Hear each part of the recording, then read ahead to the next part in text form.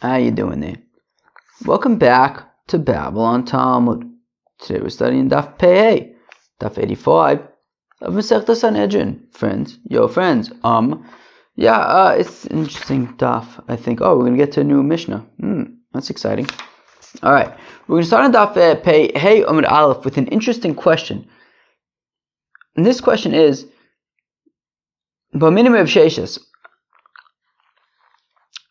Itaka asks of Sheshes.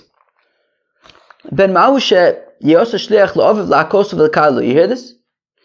Can a son be appointed by the court, by Bezdin, to administer makis to his father, or to curse him? I think in the context of a masis, or in the context of excommunication. So, can a son be a shliach bezdin to perform these tasks if the target of these tasks is his own father? Right? Sometimes a bezdin needs to do sort of unpleasant things. Can the person administering these things be doing it if the target is his father? I have a little bit of cold coffee with me. So again, Ba'minim of Sheshes, they ask a kasha from of Sheshes, Ben Mahu sheyu also shliach la'aviv la'akos v'l'kalu. Can a son be a emissary of the court to administer lashes or a curse, an excommunication? Amalei. Amalu. So if Sheshes responds, listen to his response. Va'acher mi'ituru. But one second, I don't understand. It's not like you're allowed to just curse or hit your friends, and yet you can if you're the emissary of Bezdin. Rather, the honor of God trumps the that of your friend. So kilu, yes, while there generally are prohibitions against hitting your fellow or against cursing your fellow, however, the Torah says that sometimes if you're a shliach bezdin and the person is chayav makis or excommunication, so then you do it. That the desire of the Rebbeinu Shalom trumps the ben adam lachave, sort of kind of these prohibitions between one another. So therefore I'll say I'll say the same thing, that even though you're not allowed to hit or curse your father, but as a shaliach bezdin, you can. Mace, we have a kasha. Uma misha mitzvah la'akosu mitzvah shelo la'akosu misha enu mitzvah la'akosu and adin mitzvah shelo la'akosu. All right, let's see if I remember how to read this. So again, Mace, we have a contradiction that we have a brisa that says uma misha mitzvah la'akosu mitzvah shelo la'akosu. When you have somebody who's a mitzvah to hit him, it's a mitzvah not to hit him. Somebody who's not a mitzvah to hit him, certainly it's a mitzvah not to hit him. What does this mean? My love. So let's say, what is this statement talking about? Well, let's say that both statements are when there's a mitzvah. The person is chayiv to receive lashes. And one of them is talking about his son. One of them is talking about somebody else. So, meaning, if we read the brisa in that way, that one part of the brisa is talking about between a father and a son, and the other one between a random person and a shliach bezdin. So I'm going to now read that brisa again. Umamisha mitzvah la'akoso mitzvah shelo la'akoso. Right, that when you have a scenario of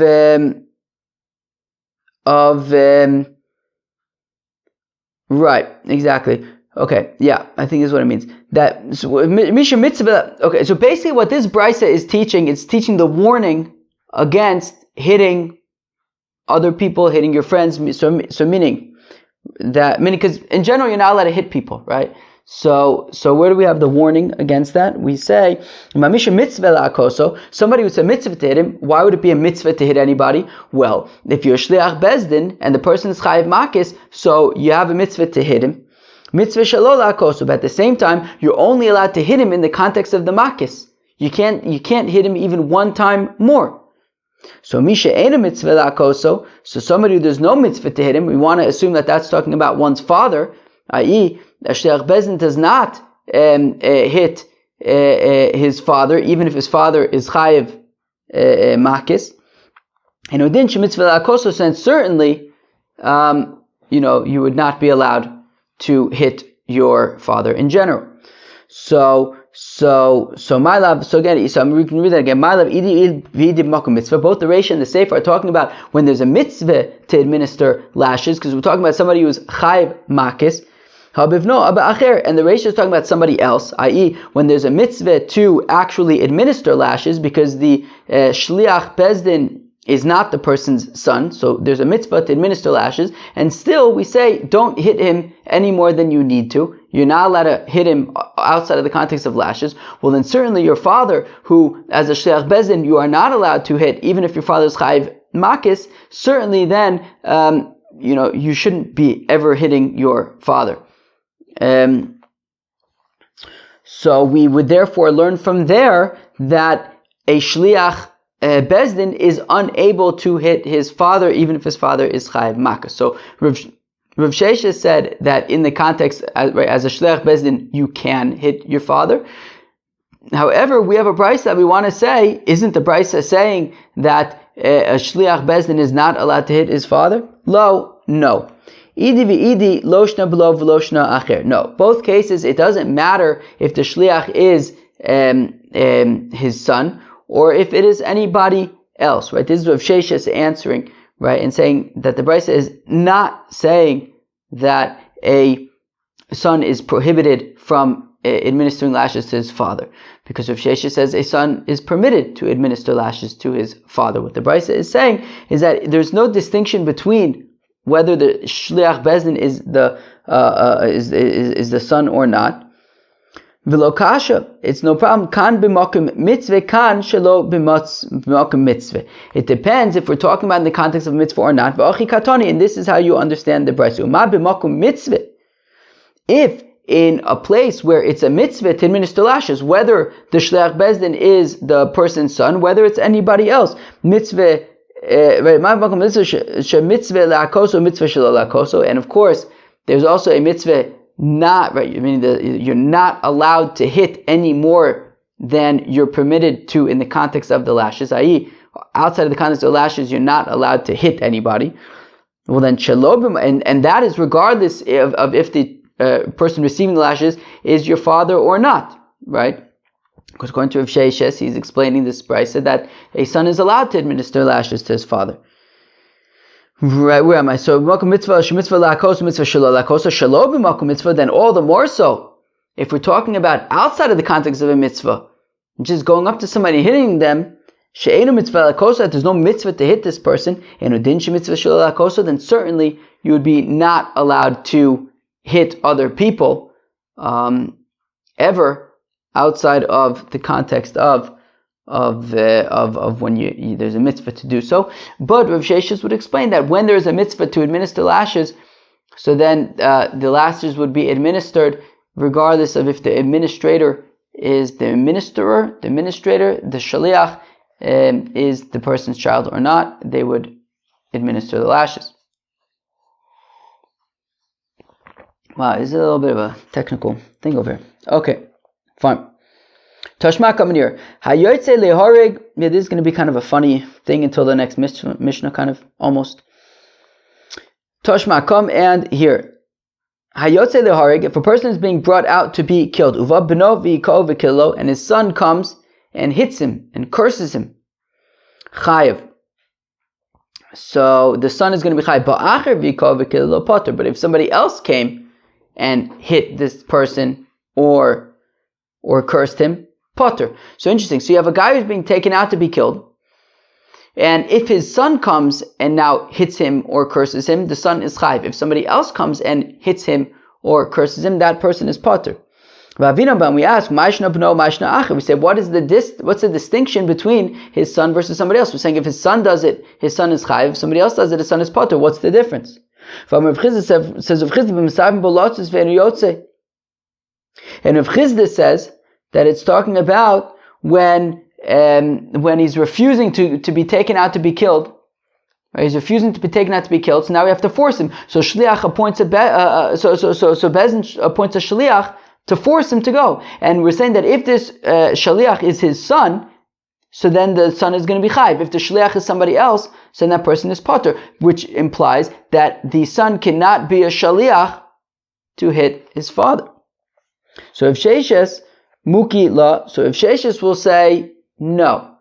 Because if Sheishes says that a son is allowed to be a Shliach Bezdin to hit his father, and therefore, as a Shliach Bezdin, the son should be Potter.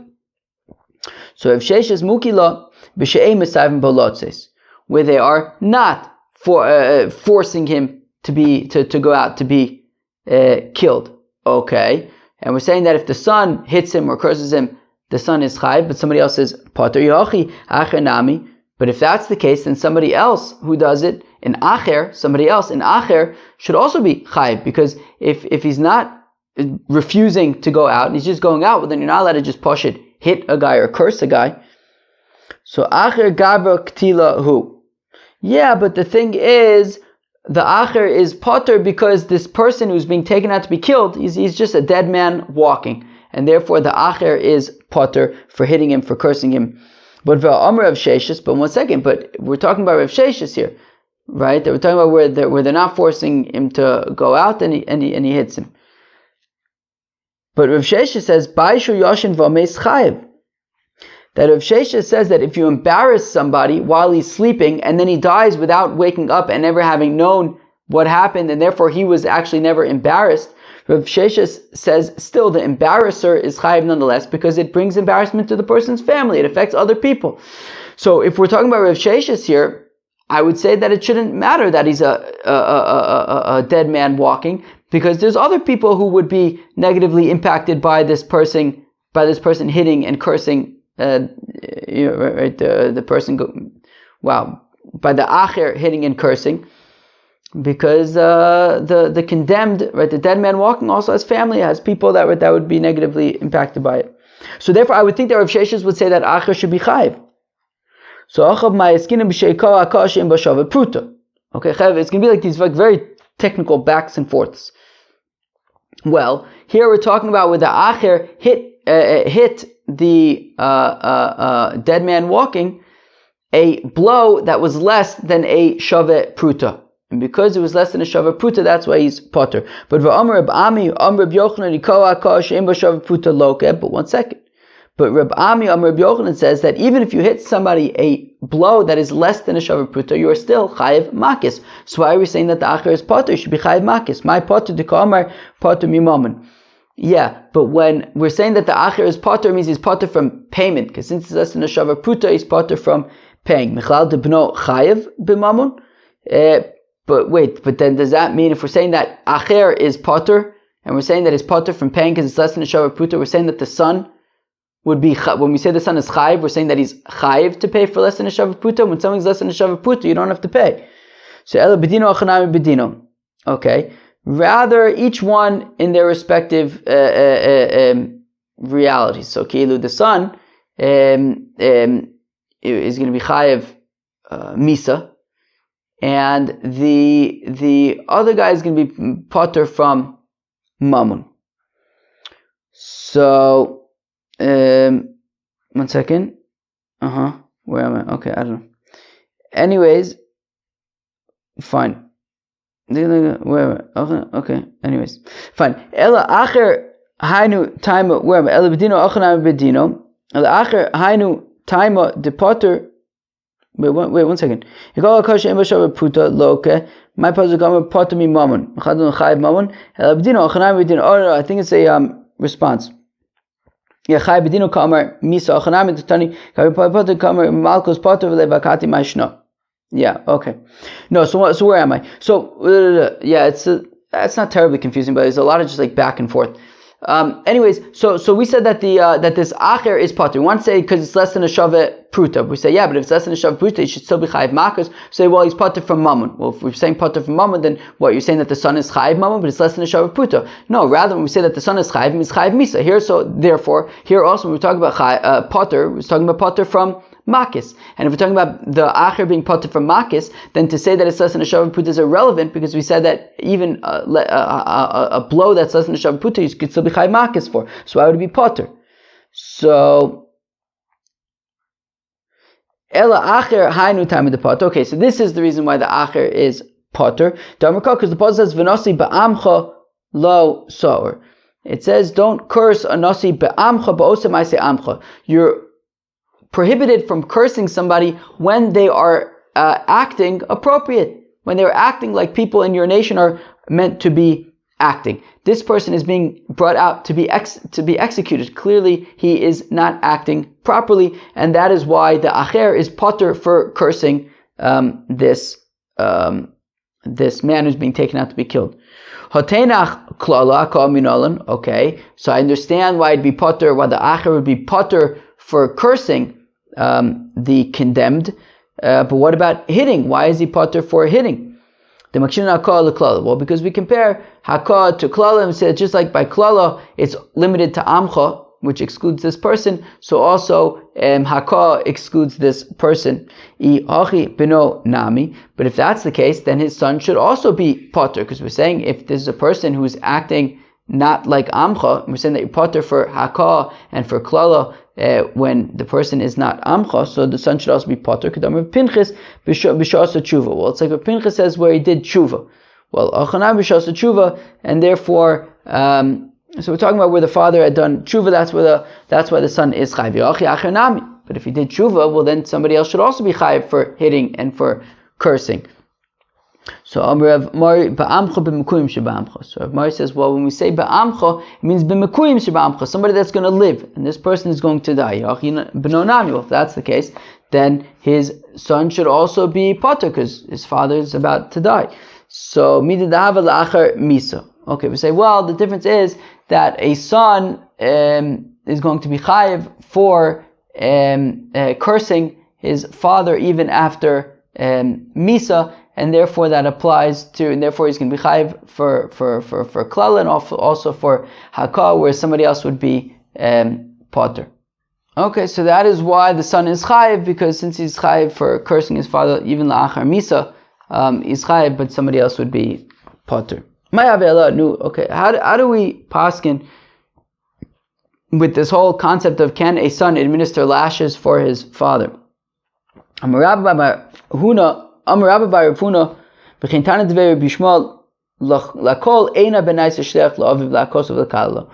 generally speaking, a son cannot be a shleach bezdin to hit or to curse his father.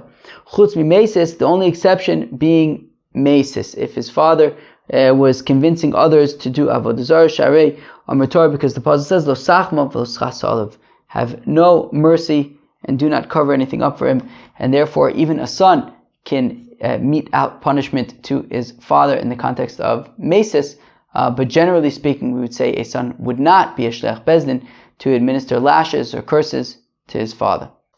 Now we get to a new Mishnah.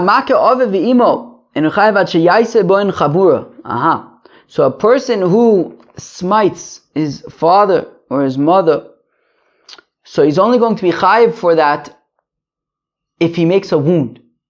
Okay? If one strikes his father or mother, he's only chayiv if he makes a wound. And the following is a stringency specific to cursing, which is not so by striking. That somebody who curses,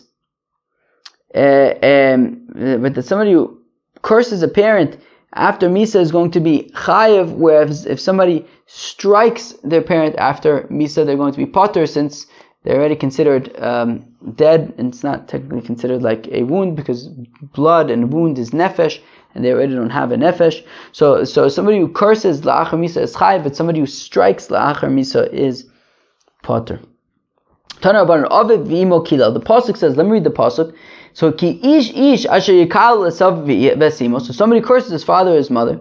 Mos yumos Aviv v'imo kilo damabo. His father and his mother he cursed damabo. So why does it say Aviv v'imo kilo?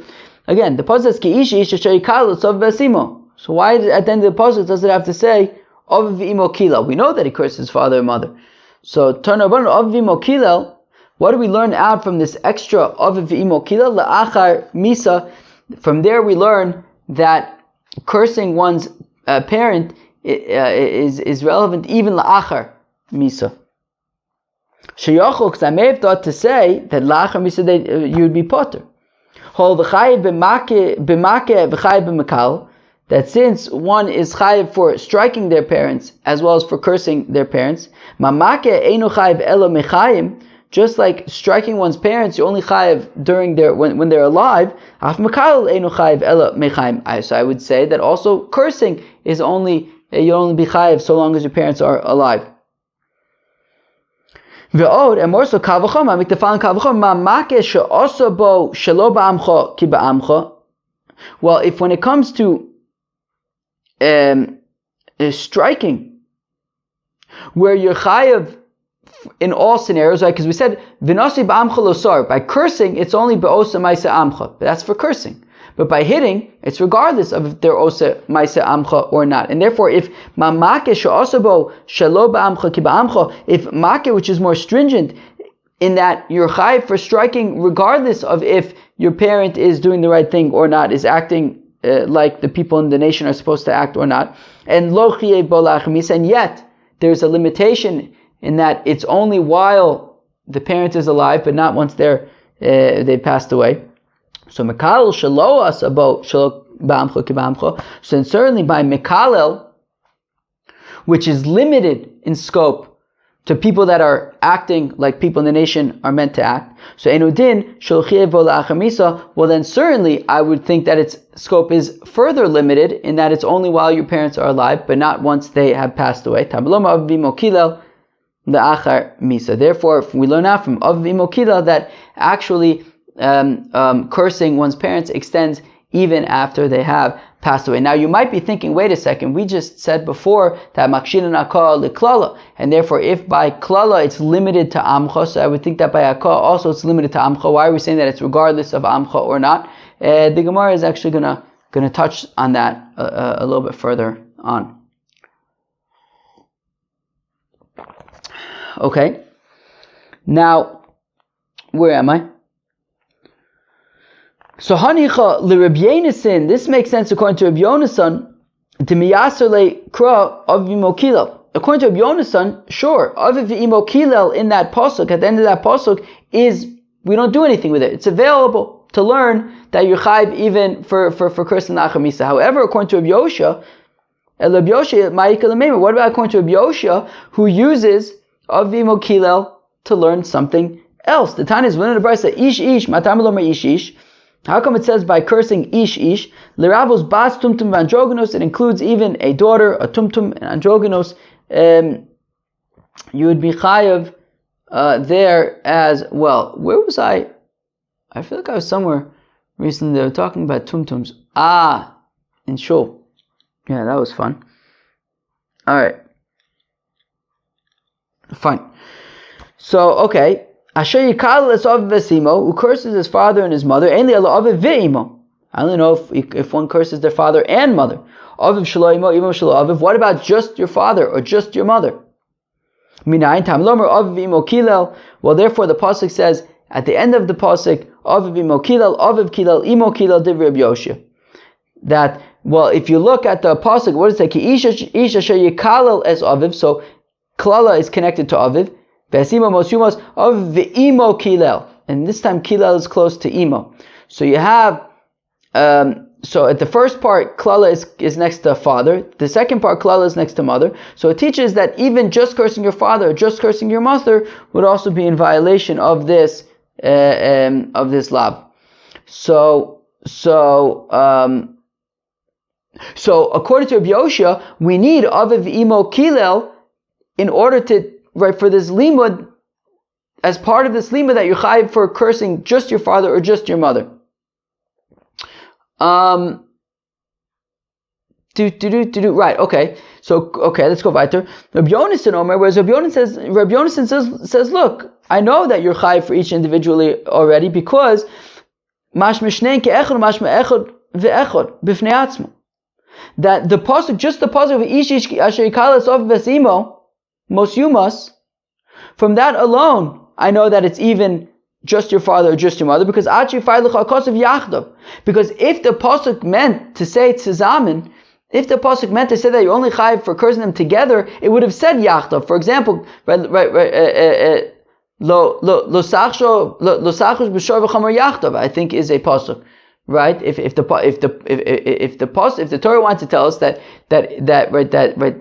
you're only chayiv as a pair, they're only chayiv together. So it would say Yachdav, but it doesn't say Yachdav over here. And therefore, it means just the father or just your mother alone. And therefore, if already I know that from Asher Yikal of Vesimo, so then why do I need Av V'imo Kilel? So according to Rabbi Yonasan, no problem. You know what I do with Av V'imo Kilel? It teaches that Klala applies even La'achar Misa.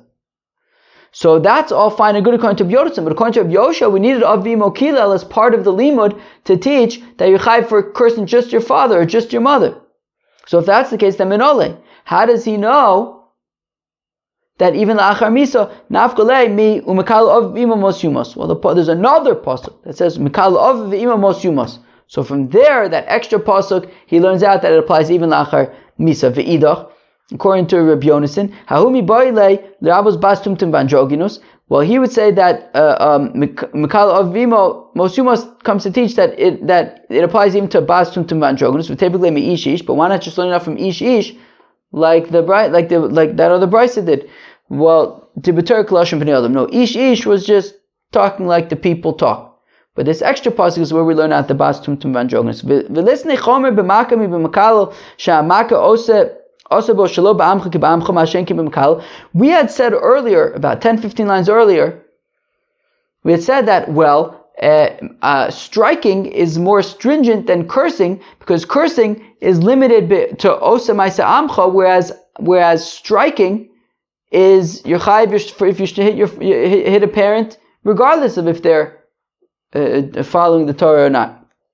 So that would be a stringency by striking. That striking is with the victims. There's a broader definition of the victim, right? There's a stringency by striking. That striking is regardless of Maisa Amcha, Osa Maisa Amcha, whereas Klala is limited to when it's Osa Maisa Amcha. So again, let's say that there's right, because if we look at our Mishnah that said Zechomer b'Mekala mi b'Maka shaMekala la'achar misa chayiv v'Maka la'achar misa potter. But why don't we also say, and back in our Gemara, Lesnei Chomer b'Maka mi b'Mekala, that there's a stringency by Maka, right, more so than Mekala sha'Maka also bo shelo k'amcha ke'ba'amcha, that by Maka we make we treat even somebody who's not acting appropriately, still you'd be chayiv for hitting them. Masha'enke b'Makal, which is not the case by Makal. Makal is limited to people who are acting appropriately. Kasav makshinan hakar l'klala. Well, because the Tan of our Mishnah holds makshinan hakar l'klala, like we learned earlier, and therefore the author of our Mishnah holds that just like klala is limited to amcha, so also hakar is limited to amcha. So there's no stringency there. I'm going to drink more coffee. Let's go weiter. Lema hane tanoi kani tanoi. Well, let's say that this machlokas about makshinan akal l'klala or not is like the following brises. It's like the following tanoim. The Tanicha, the one brisa says, "Kusi ata matzuba ala ka'aso v'ata matzuba al kilelaso." That a kusi, what are the kusim? So the kusi were these people that I think Sanhedrin did like a population swap to move to Eretz Yisrael, and then they were doing avodah zarah, and they were like getting eaten by lions. So they came to the Kohanim. They said, "What do we do?" They said, "Well, you have to convert to Judaism." So they converted to Judaism to be saved by lions. And the question is, are they just gerei arayos? Did they only convert to be saved from lions, so they're not really legitimate? Or do we say gerei emesein, that they are legitimate? So right now we're assuming that they are gerei emes. Right now we're assuming that they are legitimate converts, and we're saying, but however, even though they converted legitimately, they didn't necessarily follow the halachis, and we can't assume that they are amcha, right? They were not osei maaseh amcha. They wouldn't follow the halacha, and therefore we're saying, right?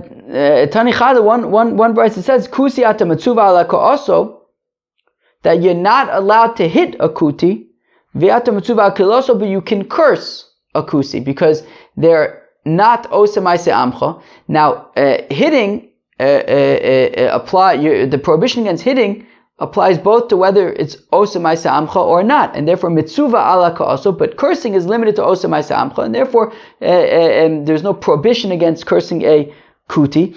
V'tani yidoch, but another brisa says iyata mitzuva lo al kiloso lo ala ka'aso. But another brisa says that when it comes to a kusi, there's no prohibition against striking nor against cursing. So let's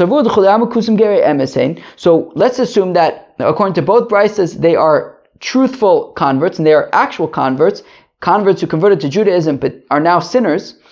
So my lab again, this is the machlokas to myself makshinan hakah liklala, that the second brisa holds makshinan hakah liklala, and therefore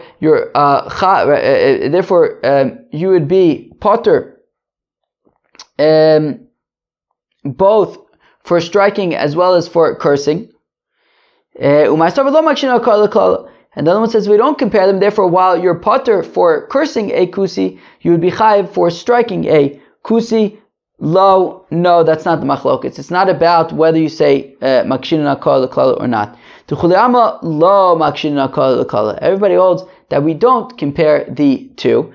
Okay, so if we don't compare the two, so then why would we say that you would be potter for hitting? I would think that you should be chayiv for hitting. So no, actually the machlokes is about, are they actually real converts or not? If you say that they are real converts, well then you're of course not allowed to so therefore you're not allowed to hit them because they're real converts, and therefore you're not allowed to hit them. But in terms of cursing, that would be okay because they're not osei maaseh amcha. The second brisa says that they are gerei arayos, they are illegitimate converts, and if they're not converts, then they're not yidden. If they're not yidden, so then there's no mitzvah lo saseh against both striking and cursing. But if that's the case, that the second brisa assumes that they are gerei arayos, that they are illegitimate converts, but the brisa continues and says, but when it comes to his ox, it's like a yid, that if the ox gores, it could, depending on if it's a shortam, shomur, it could potentially be chatzi nezek, kilu. When it comes to and their oxen, they're like yidden. But if they're gerei arayos, however, right, if they're gerei arayos, then why would their oxen be like yidden? They're not yidden. So rather, no, it must be that we're assuming that they are gerei emes. Well, if that's the case, then why would you be potter for hitting? So it must be because lo makshin hakah liklala el shmamina be'akesha pligi shmamina. Rather, the machlokes is about it would be because makshinan hakah liklala. That's why it would be potter for hitting. So rather, the machlokes is about makshinan hakah liklala or not. Right? The Tanakam, the first brisa says makshinan lo makshinan hakah liklala, and therefore you are potter for cursing them, but chayiv for hitting them. The second brisa holds makshinan hakah liklala, therefore you are potter for both cursing and hitting.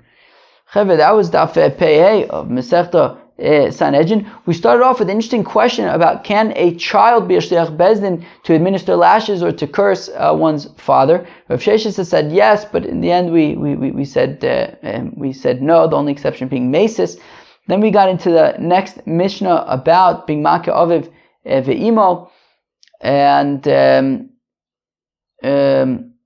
we said that that Bimaka Aviv Imo applies even la'achar misa, and Bimakal Aviv applies even la'achar misa, and that Bimaka Aviv Imo you have to make a chabura. Peace out.